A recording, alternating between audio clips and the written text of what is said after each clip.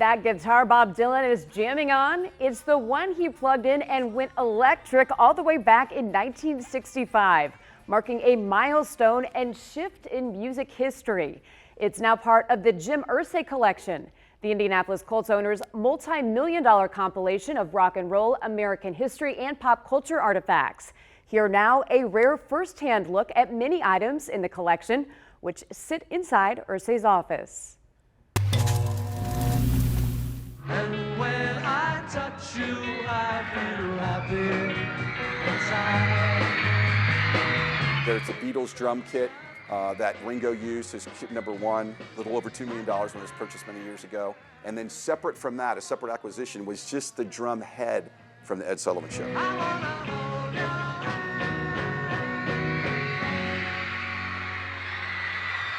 Mr. Irsay's passion for collecting started in his childhood, really, with cards and that sort of thing. But in earnest, the collection as we know it today, really 2001, when he acquired Jack Kerouac's On the Road scroll. It was like, wow, this is something really special when I physically saw it. Sort of the foundational piece for the Beat generation. It was really determined this was the holy grail of the Beats. And from there, over time, he really was known for collecting guitars.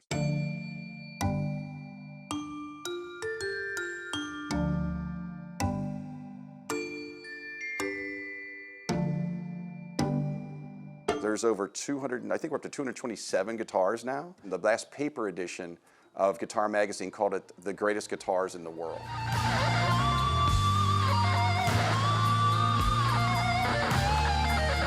Prince guitar over there, a Yellow Cloud.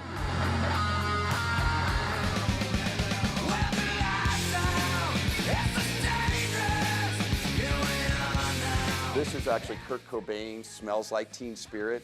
You know, he really shifted, kind of a seismic shift in how people thought about music, dress, live their lives. That's the most expensive at $4.868 million. Kurt Cobain's 1969 Fender Mustang. Up on Bluebird Hill. There's Tiger, Jerry Garcia's guitar.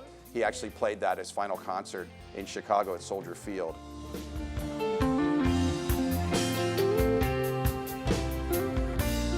And the things about the collection I love most is when we can find that triangulation, that triumvirate of iconic artifact, iconic person connected to it in a moment in time. Right now, it's Oscar season. The film, A Complete Unknown, is up for 8 Oscars. The guitar that's referring to is in this room right now.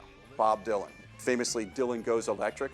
He's the poet laureate of a generation. Mr. Irsay and I both consider that to be the most historically significant guitar in the collection. That's one of one. It's priceless. You can't get another one. That's the one that was on stage with Bob Dylan when he went electric, plugged in, and half the people cheered and half the people booed.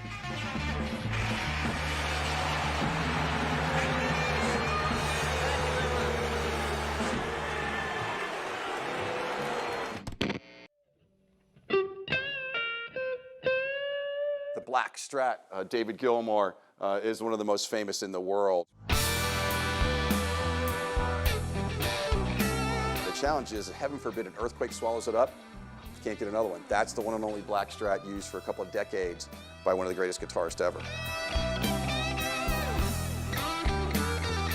And we opened the bidding at $260,000. That was a fantastic acquisition back in 2019 at Christie's, just a packed room.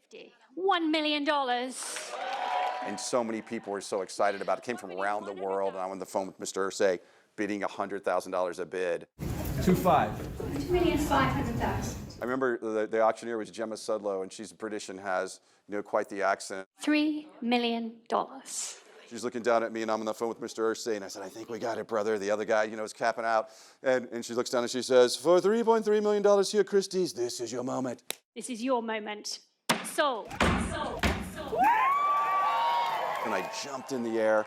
And even though I live that, I look at the video and I think, was that really me? Did that even really happen? The word surreal comes to mind when it comes to that particular acquisition. This was $3.3 million Hammer, really 4.1 with taxes and fees. Now it appraises for about $4.5 million. Let's go rock and roll on 3, 1, 2, 3, go!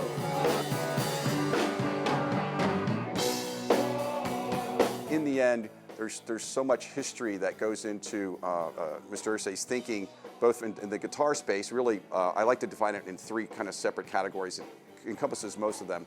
Rock and roll, American history, and pop culture. The collection is about telling history. Our history is so important. It teaches us where we've been, the great things we did, but also some of the things that we screwed up that we can change going forward.